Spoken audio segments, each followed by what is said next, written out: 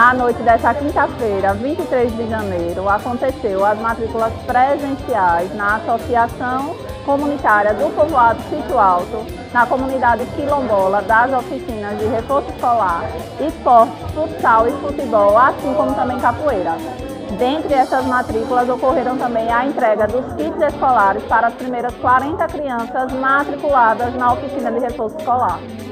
Mais uma vez, temos a grata satisfação de estarmos aqui no povoado Sítio Alto, essa comunidade quilombola, em mais uma ação enquanto sócio fundador da ADEC do Projeto Reca. Desta vez, através do Governo do Sergipe, do Governo do Estado, principalmente via Secretaria de Estado da Assistência Social, Inclusão e Cidadania, trazendo para as crianças e adolescentes desta comunidade um kit escolar.